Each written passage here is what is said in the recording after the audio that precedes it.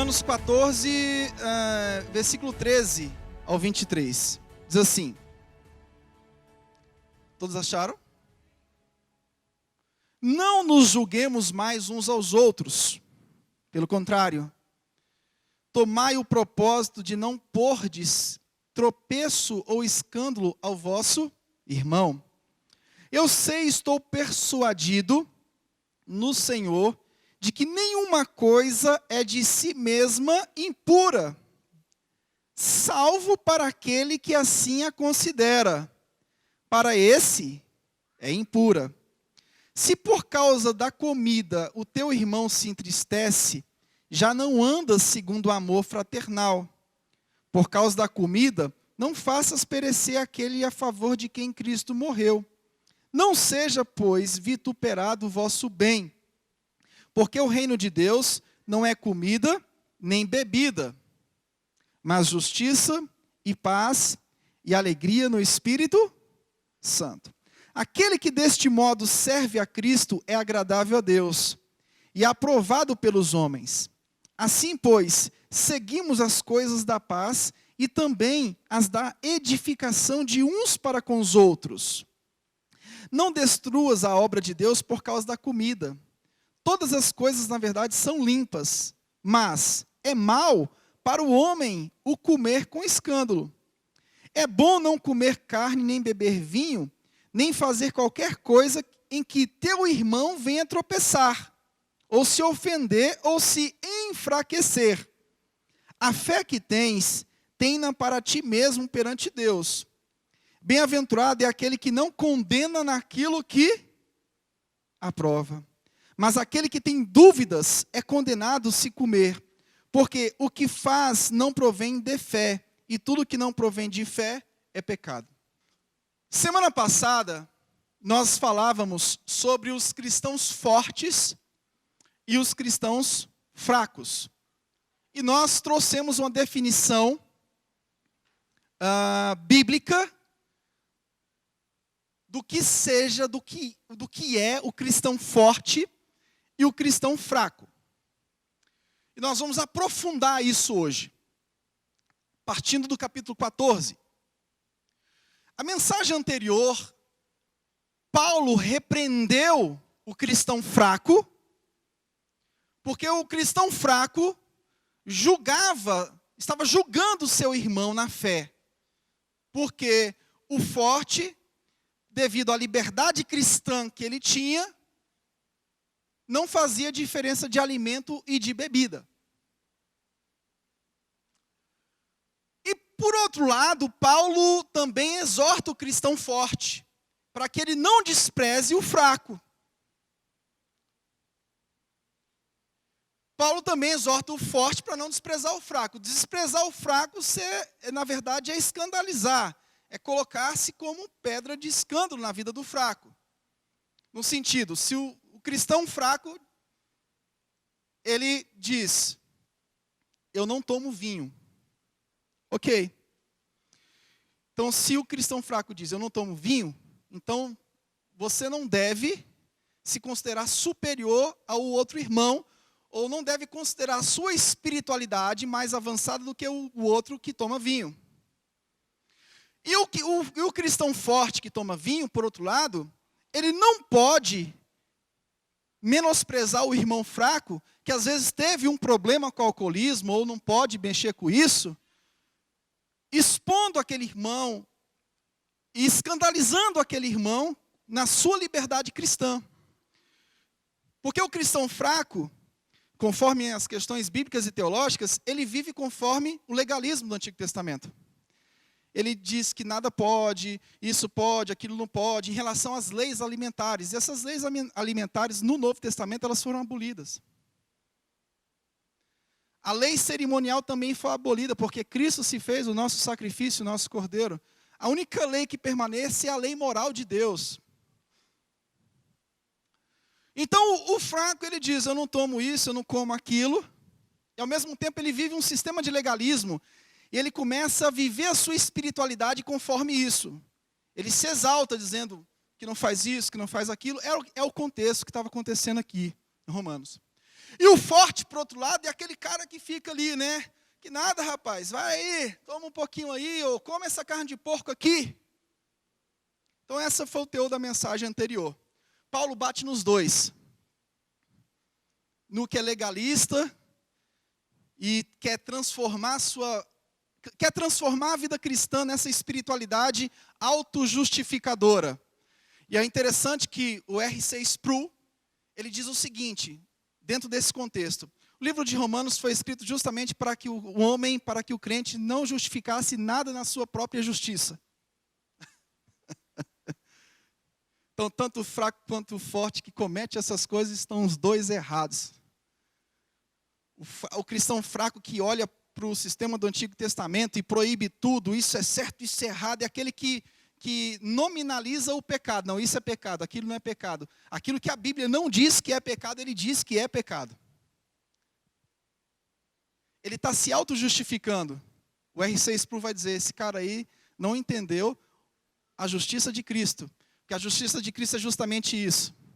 Ela tira a nossa justiça, que é como um trapo de imundícia, e coloca a justiça do alto. Vamos trabalhar? Tem muita coisa para trabalhar. E eu encerrei a mensagem passada dizendo o seguinte: nós temos que acolher uns aos outros, assim como Cristo nos acolheu, Romanos 15, versículo 7. E nós temos duas razões para acolher uns aos outros. O fraco acolhe o forte acolhe o fraco, por duas razões. Cristo acolheu a ambos, é o que diz o versículo 7. Cristo acolheu ambos. 2, ambos prestarão contas diante do Senhor. Então não cabe a você ficar impondo a sua espiritualidade para o outro. Se a sua espiritualidade é assim, viva ela. Mas não despreze o outro, que o outro não vive o mesmo nível de espiritualidade que você. Na sua espiritualidade não cabe comer carne de porco. Não cabe comer sarapatel. Mas na espiritualidade do seu outro irmão, isso não o condena. É isso que nós vamos falar nessa noite. Nós precisamos tirar o emaranhado que há nessas questões para que a gente viva sempre de forma unida. Então, semana passada eu falei dos cristãos fortes e fracos. E Paulo descreve que os fracos, ele tem uma atitude. O cristão fraco, ele pode ter muitos anos de crente. O cristão fraco pode ter 30 anos de crente, pode ter 40 anos de crente. Mas a atitude dele sempre vai ser essa, de legalismo. Ele não vai aceitar nada. Ele não vai aceitar nada. Ele vai condenar tudo. O cristão fraco, e Paulo denomina isso, traz isso nessa relação do legalismo, é uma pessoa que vai colocar tudo como se fosse pecado. E o que Paulo quer nos ensinar aqui na palavra de Deus é que o cristão forte diz assim: tá bom, meu irmão, fica aí. Se é assim que você quer viver, se é assim que está dando certo para você, viva dessa forma. Agora, deixa de ser chato com o outro também. E o outro, pare de ficar dizendo para ele fazer o que você faz. Porque se ele não suporta fazer o que você faz, deixa ele quieto. Para que ficar instigando o outro a fazer ou deixar de fazer aquilo que Deus não condena e muito menos, e a palavra do Senhor não condena? Aí uma coisa também que é interessante, que a gente precisa compreender nesse texto aqui, é que os fracos, eles vivem no sistema de legalismo. Condenam tudo. E os fortes, eles vivem também, o Paulo também exorta os fortes, para que os fortes não abusem da liberdade cristã. E o que seria o abuso da liberdade cristã? Escandalizar o seu irmão. Escandalizar o seu irmão. Paulo usa aqui a figura da comida e da bebida. Então, se você, na sua casa, toma vinho, e o seu irmão que é fraco na fé, não pode tomar vinho, não pode nem cheirar isso. Então, quando esse irmão que é fraco na fé for na sua casa, não sirva vinho, que você vai escandalizar o seu irmão. Se você que é fraco na fé, que vive o legalismo do Antigo Testamento, vivendo as leis alimentares, souber que o seu irmão toma vinho, também pare de ficar apontando o seu irmão. É isso que essa exposição aqui está dizendo para nós. Isso vale não só para a questão do vinho e da comida, isso vale para uma série de questões, mas a gente tem muita coisa que não dá para tratar aqui. Não julgue o outro também nesse sentido, de que a sua espiritualidade é mais forte. Tanto um quanto o outro é errado. E a gente acaba que tenta rotular a espiritualidade do próximo. Isso é um perigo. Porque coisa que engana na igreja é a espiritualidade. Espiritualidade tem cara. Você olha para o cara diz, esse cara aí é crente. Esse cara é crente. Por quê? Porque ele tem cara de santo, ele tem vestes de santo, ele anda como se fosse santo. Tem cara. Então, a vida cristã não é baseada somente na sua espiritualidade.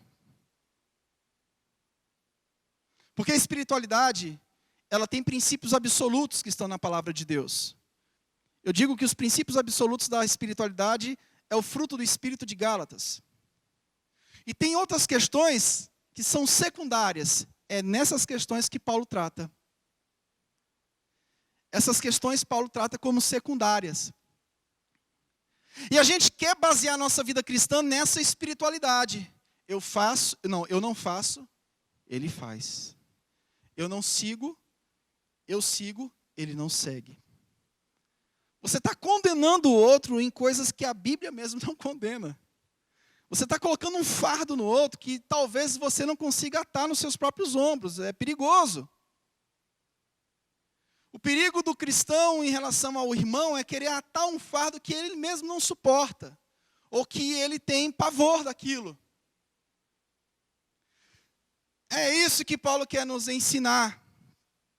O legalismo faz das pequenas questões o teste da verdadeira espiritualidade. Não, esse cara é crente. Abster-se de coisas que não definem se uma pessoa é de Deus ou não. O legalista ele vai querer colocar um fardo em você e vai dizer, esse fardo que eu estou te colocando vai te definir como cristão verdadeiro ou não.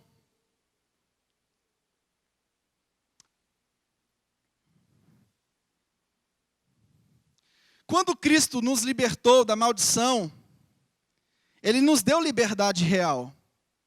Só que também eu não posso pegar essa liberdade real e usá-la para escândalo do cristão mais fraco.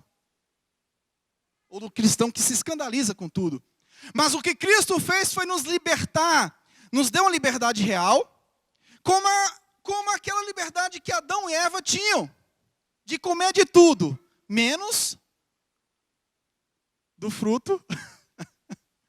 Então aquela coisa, o que a gente entende aqui nesse texto de Paulo é de que Deus não está preocupado com comida, se você come carne de porco ou bebe vinho. Deus está preocupado se você está pecando.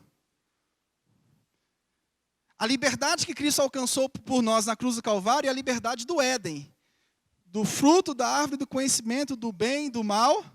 Esse, você não coma. Porque se você comer, você morre.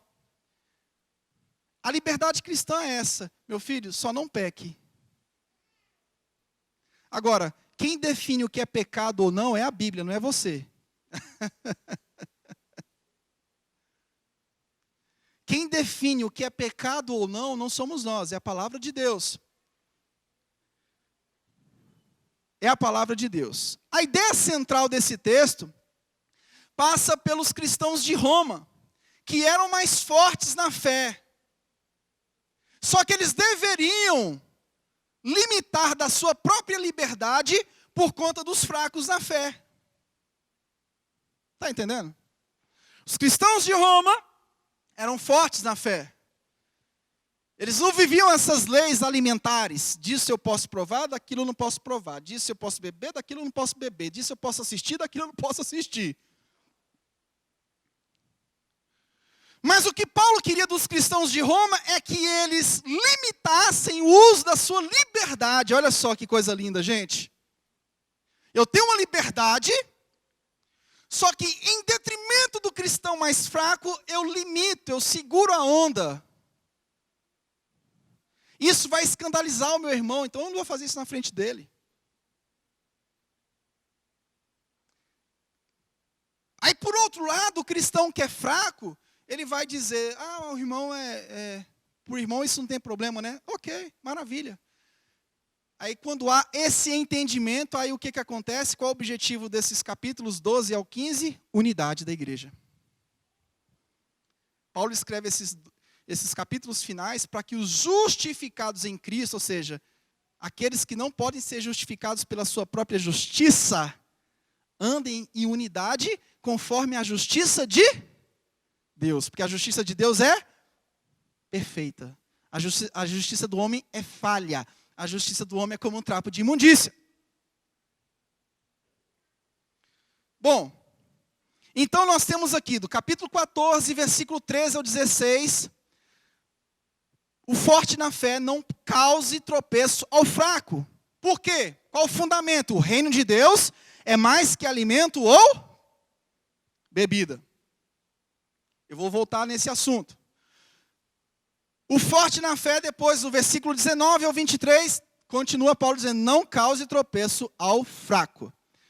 Eu queria extrair aqui 4 lições desse texto, e depois eu vou fazer uma aplicação final. Primeira lição, nós precisamos entender a lei da consciência. Repete comigo, a lei da consciência.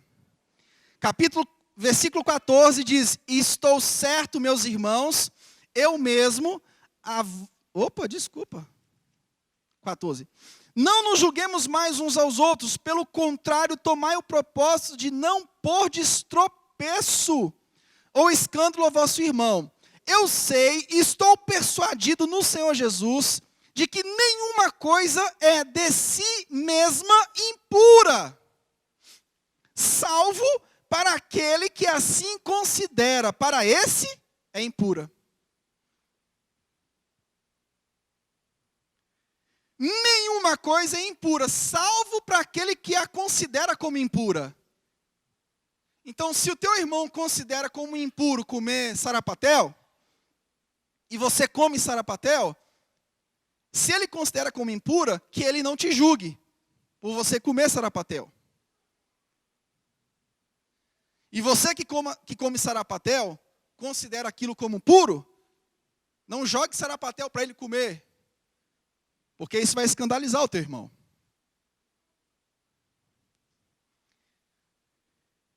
Isso é a lei da consciência. Tem muitas questões na Bíblia que passam pela lei da consciência. Tem muitas questões na Bíblia que estão silenciadas. Existem princípios gerais. Gálatas é um princípio geral daquilo que realmente é fruto da carne, é obra da carne. Agora, tem questões que há um silêncio bíblico e também teológico. E a gente precisa tomar cuidado para a gente não ficar entorpecido em pular esse assunto até dentro de casa com os nossos filhos. Porque às vezes os nossos filhos vêm com perguntas capciosas e a gente só diz para ele, meu filho, isso não pode porque é pecado. Aí o filho cresce achando que tudo é pecado. Eu acho muito melhor você explicar para ele, colocar o seu filho para refletir, biblicamente falando, acerca do que realmente é pecado e do que realmente faz parte da consciência na espiritualidade de cada um.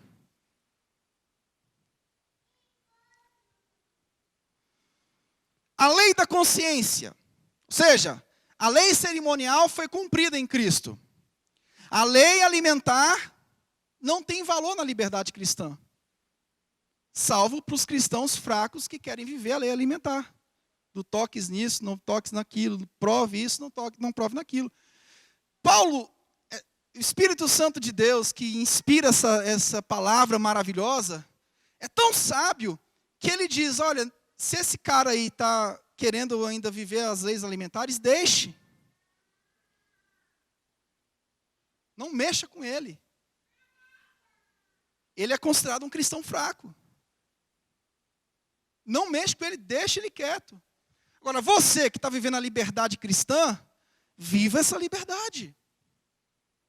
Viva essa liberdade. Então, essa é a lei da consciência. Na dieta de Worms, o Lutero foi chamado a se retratar das suas convicções. E ele diz, olha, minha consciência está cativa à palavra de Deus. A consciência de Lutero não estava cativa ao que A ou B falavam. A consciência de Lutero não estava cativa a um sistema religioso que as pessoas estavam empurrando para ele viver. A consciência de Lutero não estava cativa ao que uma pessoa disse que era errado. A consciência de Lutero estava cativa unicamente à palavra de Deus. Segundo ponto. Primeiro, lei da consciência. Segundo, a sensibilidade.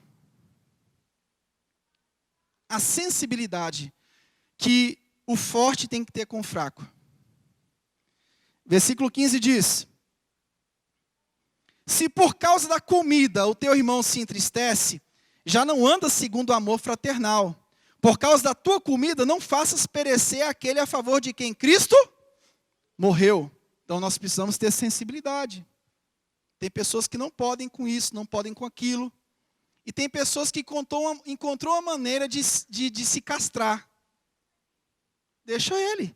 Se deu certo a espiritualidade desse jeito, deixa ele. Tem pessoas que viveram uma vida dissoluta no passado. Uma vida extremamente desregrada. E essas pessoas encontram uma forma de viver, encontram uma forma de espiritualidade que se encaixa justamente nessas questões.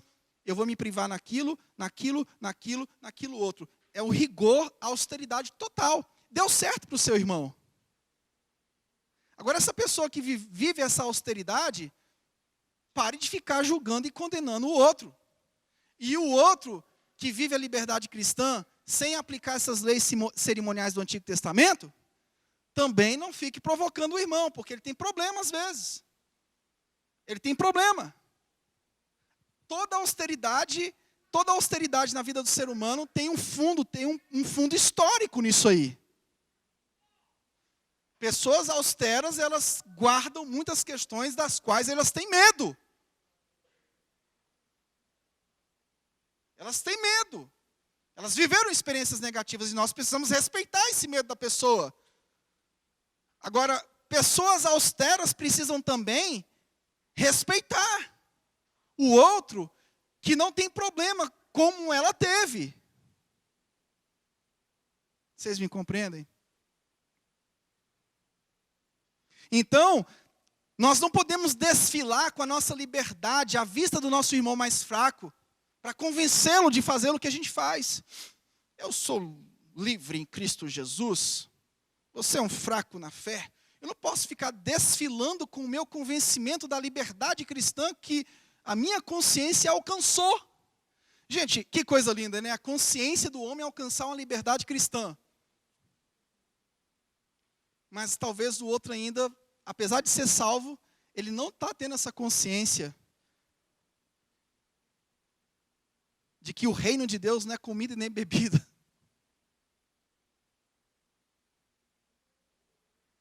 Terceiro, nós temos que ter cuidado com a maledicência alheia. Versículo 16 diz: aquilo que é bom para nós não se torne motivo de maledicência. Aquela coisa. A gente tem que tomar cuidado com a maledicência. Pessoas austeras, elas são altamente maledicentes. E a austeridade tem uma característica. A pessoa austera, ela vive procurando um pecado nos outros. E o cristão forte, que entendeu a liberdade cristã, ele tem que tomar cuidado para que o que ele faz não se torne motivo de maledicência. Vigiar, ter sabedoria. Tem coisas que você faz em casa. Você está entendendo? Quem está me compreendendo? Tem que tomar cuidado, por quê? Porque você está se deparando com um sistema altamente legalista, onde você pode encontrar pessoas que vão te apontar o tempo todo em coisas que não é pecado. É aí que está o problema, que o cristão aponta o outro cristão, muitas vezes com coisas que não são pecado. Agora, pastor, quando cabe o julgar? Porque o julgar é bíblico. A minha pregação aqui não é contra o julgar, não. Quando cabe o julgar? E o julgar não é apontar para derrubar, o julgar é no sentido de exortar para restaurar o teu irmão. O julgar é cabível quando o seu irmão está pecando. Aí tá. Qual é o pecado? Por exemplo, em relação à bebida, o embriagar-se. Você fala, rapaz, cuidado. Você disse que era forte para esse negócio aí, tomou um cálice, já está no quarto, quinto, sexto, sétimo. Aí entra o cristão e entra a questão do julgar. Irmão, cuidado, porque você está se embriagando. Está entendendo?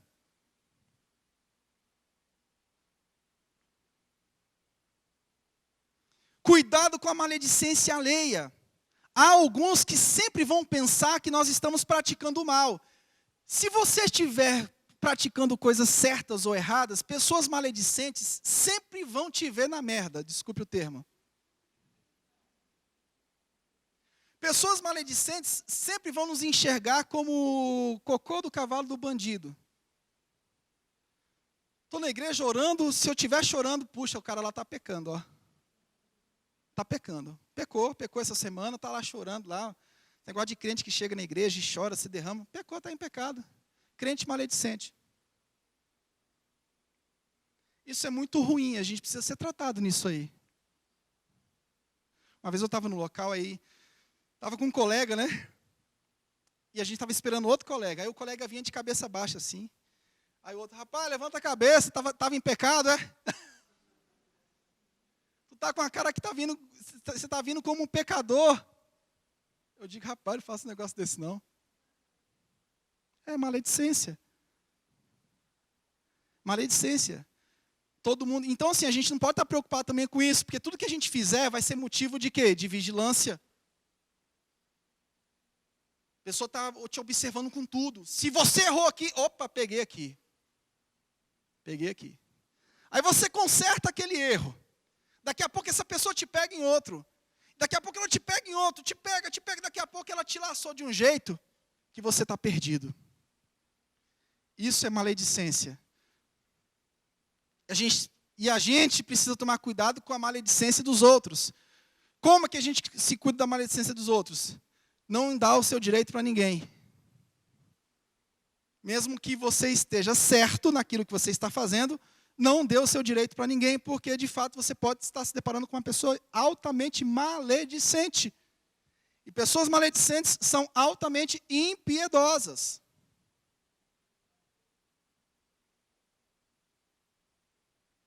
E se alguém de nós está vivendo esse nível de maledicência, que Deus nos perdoe. Que Deus lave a nossa alma. A nossa função não é de ficar caçando o pecado do próximo, não. A nossa função é de exortar uns aos outros, caso realmente esse cara esteja em pecado. Mas não cabe a mim ficar o tempo todo querendo pegar o outro na falha dele.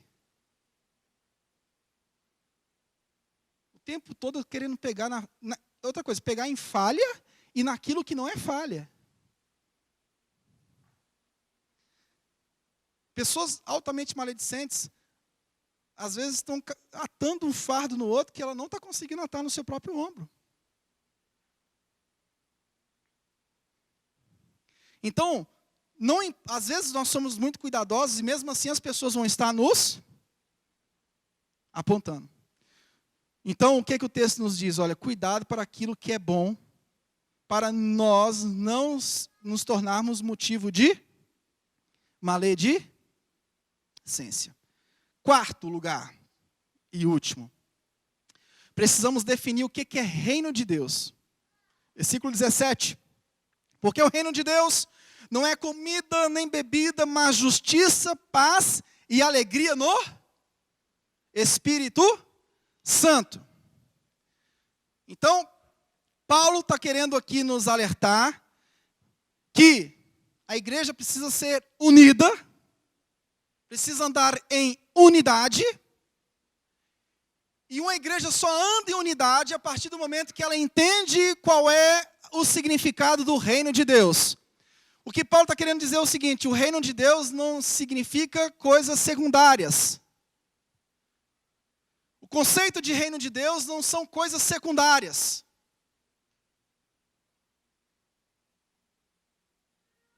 O reino de Deus não é comida, bebida, batom. O reino de Deus é justiça, paz e alegria no Espírito Santo. Primeiro ponto, justiça. Trata-se de pessoas justas. Só que aí que está. Essas pessoas são justas não conforme a sua capacidade de auto se justificar. Elas não são justas pela sua austeridade. Meu irmão, deixa eu te dizer uma coisa, você pode ser austero como for, você pode ser durão como for, a sua justiça não vale nada. O que você é pela graça de Deus, pela justiça que está descrita lá no capítulo 3, capítulo 5 de Romanos, a justiça de Cristo. Tudo que você é hoje é pela justiça de Cristo. Está tudo na conta dele. Na sua conta não cabia nada. Na minha conta não cabia nada. Então, se você está achando que a sua espiritualidade não pode ser, ela pode ser austera, e o outro lado, a espiritualidade pode ser também da liberdade cristã. Por outro lado também, aquele que vive a liberdade cristã não pode transformar essa liberdade em libertinagem. Aí a gente vai para Gálatas. É o cuidado, é o equilíbrio que a gente tem que ter. É o equilíbrio que a gente tem que ter. Então, o reino de Deus é o quê? Justiça, paz e alegria no Espírito Santo. Justiça. A verdadeira justiça não é desfilar como fariseus, batendo no peito, dizendo eu sou mais santo que você. A verdadeira justiça está em Mateus 6,33. Buscai primeiro o reino dos céus e a sua justiça, e as demais coisas vos serão acrescentadas. Ou seja, buscando o reino dos céus e a justiça de Deus, não a sua justiça. A nossa justiça é maledicente. Deus perdoa, mas a gente não. Deus perdoa, mas nós não perdoamos. Deus aceitou, é o que diz Romanos 15:7, mas nós não aceitamos. Deus acolheu, mas nós não acolhemos. Por quê? Porque a espiritualidade do outro tem pontos secundários que não batem com a minha espiritualidade. Então a justiça não é a nossa própria justiça, mas a justiça de Cristo. É a justiça de Cristo. A sua dureza não te faz melhor do que ninguém. Se você tem alcançado algum nível de santidade, é pela justiça de Cristo. Não é pela sua austeridade. A sua austeridade só te leva a mais pecado. A austeridade do homem só conduz ele ao pecado. Porque a pessoa é tão dura consigo mesma que às vezes acaba caindo naquilo que ela condena. Então é melhor a gente viver pela graça de Deus, compreendendo que a justiça não é minha, a justiça é de Deus. E eu só estou, ou penso que estou de pé, porque a justiça de Cristo me sustenta. Quem me sustenta é a justiça de Cristo, não é a minha austeridade, não é a minha dureza. Agora, por outro lado, eu não vou pegar a minha liberdade que eu tenho e vou transformar em libertinagem, vou transformar essa liberdade em pecado. Não! Eu vou viver em santidade, eu vou viver para a glória de Deus. Querido, no nome de Jesus Cristo, que o Evangelho liberte-nos. Justiça é ser um cristão maduro, de acordo com os princípios da palavra de Deus. Comida e bebida não prova a espiritualidade de ninguém. Isso é uma aberração. Não prova. Não prova. O fruto do Espírito prova a nossa espiritualidade. Amor. Paciência. Longanimidade. Mansidão. Humildade. E aí vai. O fruto do Espírito prova a nossa espiritualidade. Não adianta nada eu ser um cara austero contigo e não te amar. Não adianta nada eu levantar uma bandeira de rigidez terrível e eu usar a minha língua para julgar meu irmão de cima a baixo. Cai por terra. Por isso que é melhor parar de viver conforme a sua própria justiça. Melhor solução para a gente é, vamos olhar para a justiça de Cristo. Porque esse direito foi Ele que alcançou por nós na cruz do Calvário. Melhor coisa que tem, vamos parar de ficar se auto-justificando o tempo todo, de ficar se levantando bandeiras pessoais, de que não, comigo é diferente, eu faço assim, eu faço assado, eu faço aquilo, não faço aquilo, eu sou assim, eu sou aqui, comigo é assim, que comigo é assado. Contigo não é nada, meu irmão, você está no mesmo barco que nós estamos no mesmo barco. E esse barco, Cristo é o condutor. Esse barco é a graça de Jesus que nos supre. Nesse barco é a justiça de Cristo que nos sustenta. Nesse barco é Ele que traz alegria. Segundo ponto, o reino de Deus é composto de paz.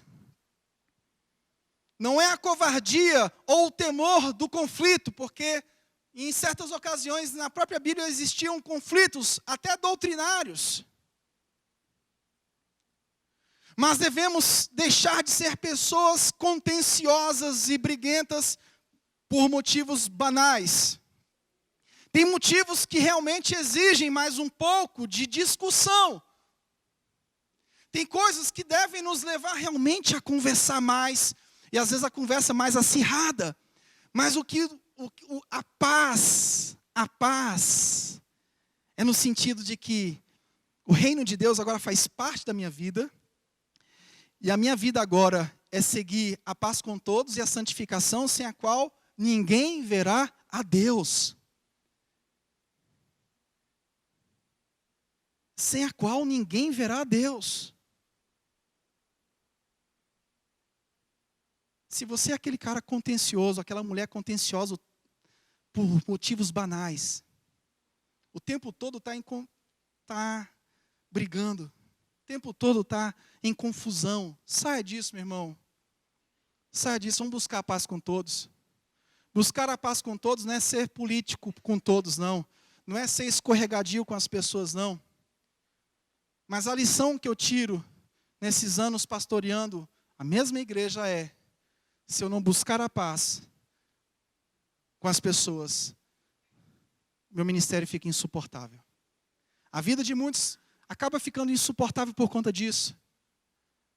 Está brigado com Deus e o mundo. Está brigado com todo mundo. A gente tem que parar com isso. Evitar. Tem momentos que não tem como fugir. Tem momentos que realmente não teve como. Mas se a sua história é história de briga, de contenda, de confusão, é hora de você parar, porque isso prejudica a sua vida com Deus, isso prejudica a sua vida profissional. Ninguém quer um profissional briguento. Isso prejudica você na sua família. Às vezes na família chegou o cara briguento, o clima fechou, e a gente precisa ser honesto conosco mesmo, com nós mesmos. Poxa, o que eu estou tão brigão assim, tão briguento? Eu tenho que parar com isso. O reino de Deus é paz. Terceiro lugar, alegria. A redenção em Cristo não pode ter nos feito pessoas carrancudas, pessoas desafeiçoasas,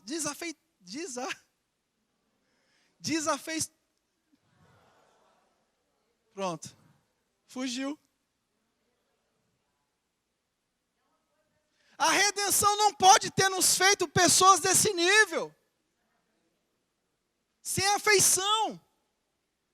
A redenção em Cristo Jesus não pode ter nos feito. Agora, o texto não está dizendo que nós queremos aquela felicidade. Não, o texto está se reportando às bem-aventuranças.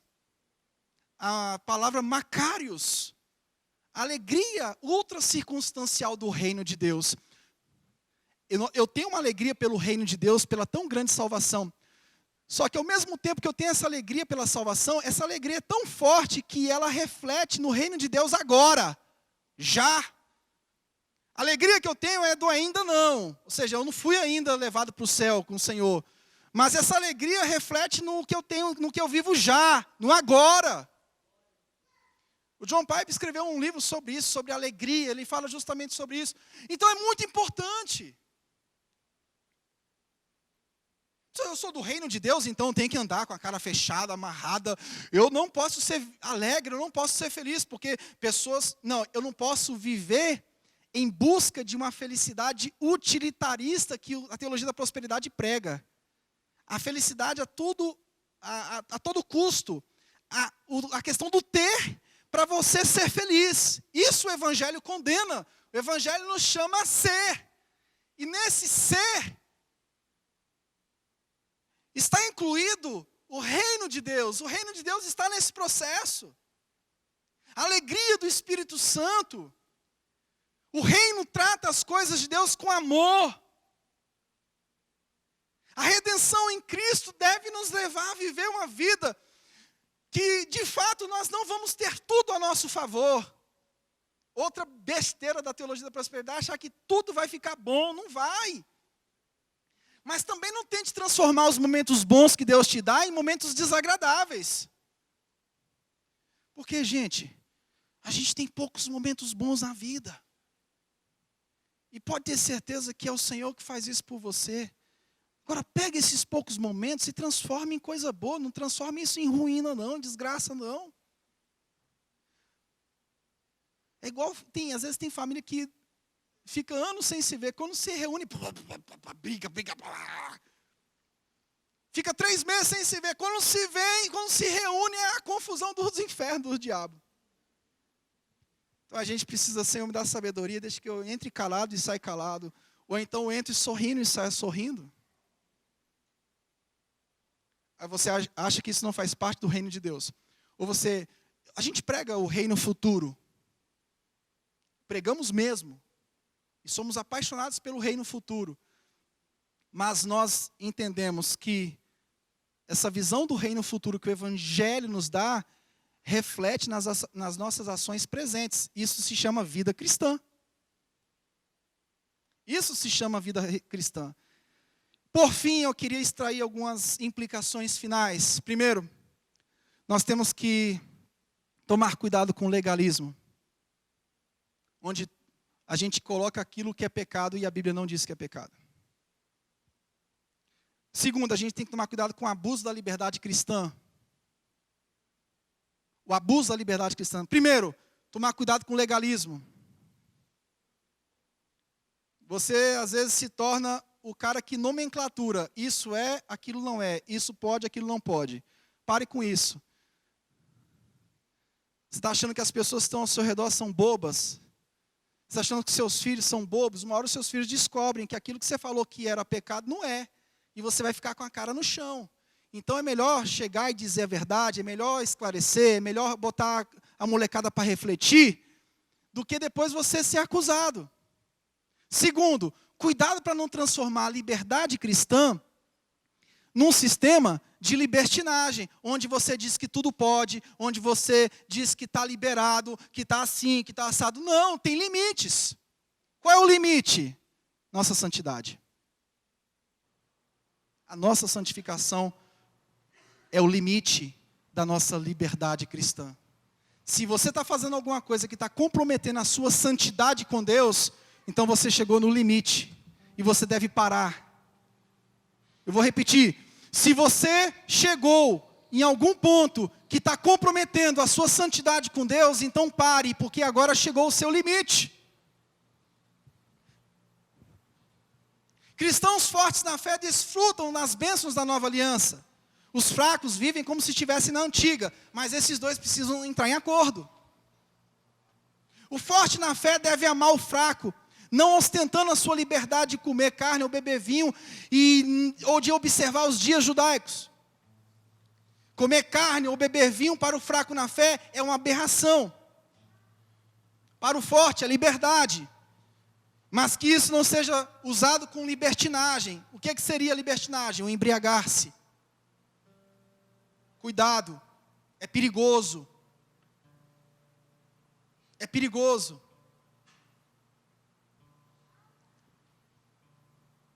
Cuidado com o legalismo. Ele pode acabar com você. Ou pode te deixar refém nas suas palavras. A ponto de você ter que renunciar às suas palavras em troca da liberdade cristã. Cuidado com a liberdade cristã. Ela pode te levar a um excesso que comprometa o seu relacionamento com Deus.